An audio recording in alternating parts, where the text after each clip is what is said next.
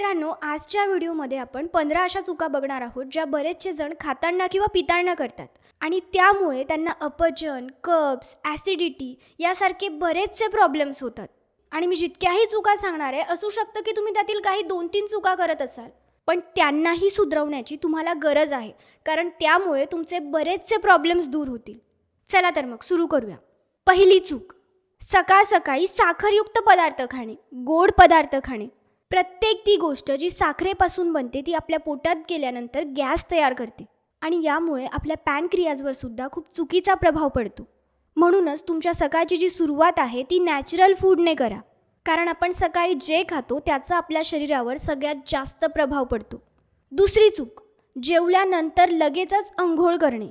मित्रांनो, खाल्ल्यानंतर आपलं अन्न पचण्यासाठी आपलं ब्लड सर्क्युलेशन हे पोटाच्या दिशेने जास्त होतं, पण जेवल्यानंतर लगेचच अंघोळ केल्याने आपलं शरीर गार पडतं आणि मग त्याला नॉर्मल टेम्परेचरपर्यंत आणण्यासाठी आपला जो ब्लड फ्लो असतो तो पोटापर्यंत कमी आणि सगळ्या शरीरात जास्त व्हायला लागतो, ज्यामुळे आपली पाचनक्रिया मंदावते. म्हणूनच काहीही खाण्याच्या एखाद्या तास आधी किंवा एखाद्या तास नंतरच अंघोळ करा.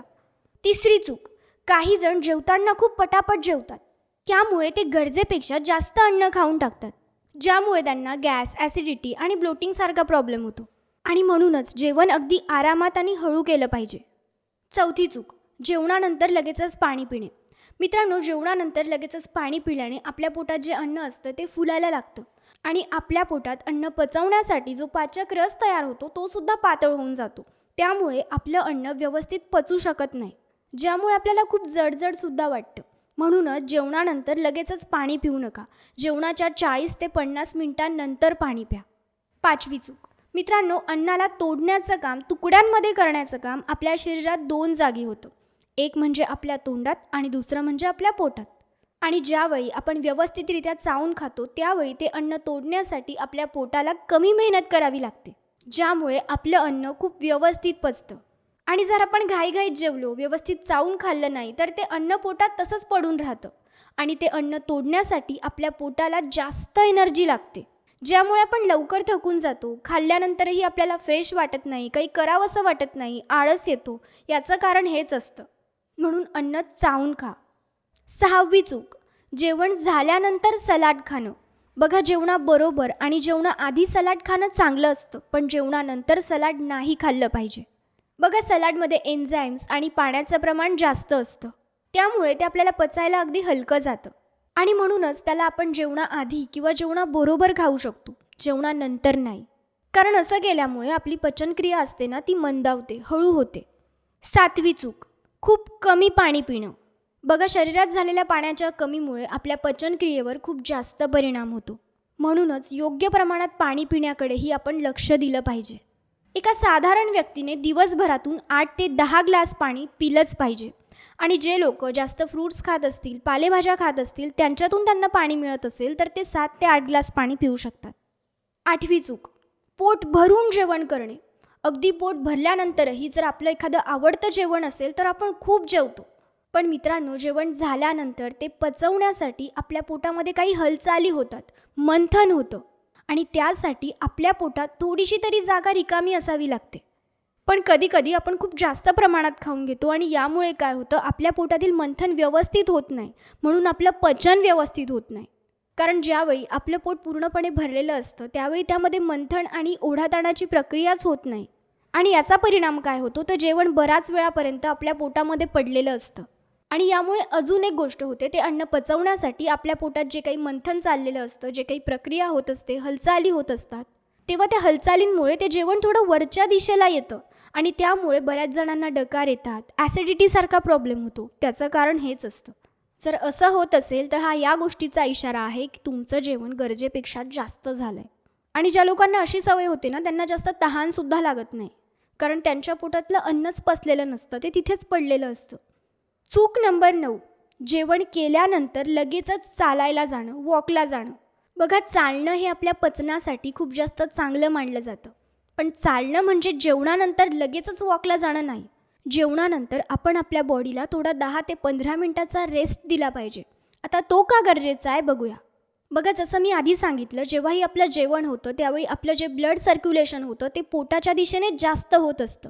आणि जर आपण जेवण झाल्यानंतर लगेचच चालायला निघालो तर आपलं ब्लड सर्क्युलेशन पूर्ण बॉडीत व्हायला लागतं, ज्यामुळे आपलं ब्लड सर्क्युलेशन पोटापर्यंत कमी होतं आणि इतर भागांमध्येही व्हायला लागतं, ज्यामुळे आपली पचनक्रिया मंदावते.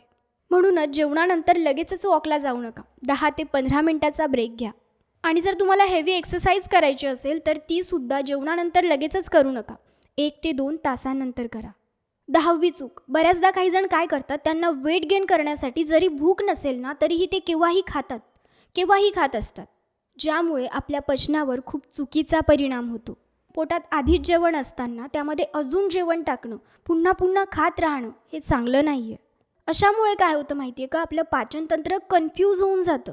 कारण एक अन्न असतं जे अर्धं पचलेलं असतं, त्यात आपण दुसरं अन्न टाकतो आणि मग त्याला तेही पचवायचं असतं, ज्यामुळे आपली पाचनशक्ती हळूहळू वीक व्हायला लागते. म्हणूनच जरी तुम्हाला वेट गेन करायचं असेल तरी एकाच वेळी प्रोटीनयुक्त भरपूर खाऊन टाका. पुन्हा पुन्हा खाऊ नका. आणि खायचं असेल तर त्यात 2 ते 3 तासाचा गॅप असला पाहिजे. चूक नंबर 11. मित्रांनो, आपलं ब्लड सर्क्युलेशन जितकं चांगलं असेल ना तितकीच आपली पचनक्रिया चांगली राहते. पण काही लोक दिवसभर बसून असतात, ते शरीराची हालचालच करत नाही. मग त्यांचं ब्लड सर्क्युलेशन कसं काय व्यवस्थित होईल? आणि ब्लड सर्क्युलेशन व्यवस्थित होत नाही म्हणून त्यांची पचनक्रियाही व्यवस्थित काम करत नाही. बऱ्याच जणांना यामुळे भूकही लागत नाही आणि ज्यांना भूक लागते ते खूप सारं खाऊन टाकतात, पण त्यांचं पचन व्यवस्थित होत नाही कारण त्यांनी काही एक्सरसाइजच केलेली नसते. यामुळे त्यांना ओबेसिटीसारखा प्रॉब्लेम होतो. म्हणूनच आपण दिवसभरातून थोडी तरी एक्सरसाइज केलीच पाहिजे. शरीराची हालचाल होईल असं काहीतरी काम केलं पाहिजे. चूक नंबर 12. मित्रांनो, जेवणातून आपल्याला भरपूर कार्बोहायड्रेट्स, प्रोटीन्स आणि फॅट्स मिळतात, ज्यांमधल्या फॅटला पचवणं आपल्या शरीरासाठी थोडं कठीण असतं, हेवी असतं. आणि बेसिकली आपण जेवणात जे ऑइल यूज करतो ते पूर्णच्या पूर्ण फॅट असतं. आणि आपल्या जेवणात जितकी जास्त तेलाची मात्रा असेल तितकं जास्त फॅट आपल्या शरीरात साचत जातं. म्हणून जास्त तेलकट पदार्थ खाऊ नका. चूक 13 आहे, जेवण झाल्यानंतर लगेचच दूध पिणं.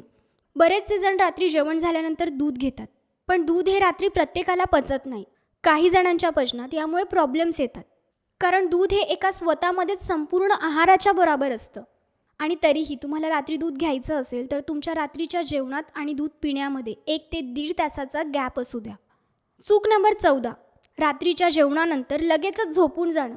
बरेचसे जण इकडेच येतात आणि इकडे झोपून जातात लगेचच. मी आधीसुद्धा बोलली की जे जेवण असतं ते आपल्या शरीरात वरून ते खालच्या दिशेने प्रवास करतं आणि म्हणूनच जेवणानंतर लगेचच झोपल्याने आपल्या पाचनक्रियेमध्ये गडबडी येऊ शकते आणि याचा त्रास आपल्याला सकाळी उठल्यानंतर होतो. म्हणूनच तुमच्या रात्रीच्या जेवणात आणि झोपण्यात 2 तासाचा तरी गॅप असू द्या. शेवटची चूक, 15वी चूक. मित्रांनो, दिवसभरातून आपलं शरीर भरपूर काम करतं आणि ज्या काही चुका आपल्याने दिवसभरातून होतात त्यांना रिपेअर करण्याचं काम आपलं शरीर रात्री करत असतं. आणि त्या शरीराला पूर्णतः रिपेअर होण्यासाठी, त्यात पुन्हा एनर्जी भरण्यासाठी आपल्याला योग्य झोप घेणं गरजेचं असतं. पण बरेच जण आजकाल रात्री लवकर झोपत नाही, मोबाईल खेळत बसतात, काहीही करत बसतात. असं करू नका. योग्य झोप घ्या. 7 ते 8 तास तुमची झोप झालीच पाहिजे, तेव्हाच तुम्ही सकाळी एनर्जीने उठू शकता. तर ह्या होत्या त्या काही 15 चुका. यांमधली कोणती एखादी चूक तुम्ही करता ती कमेंट करून नक्की सांगा.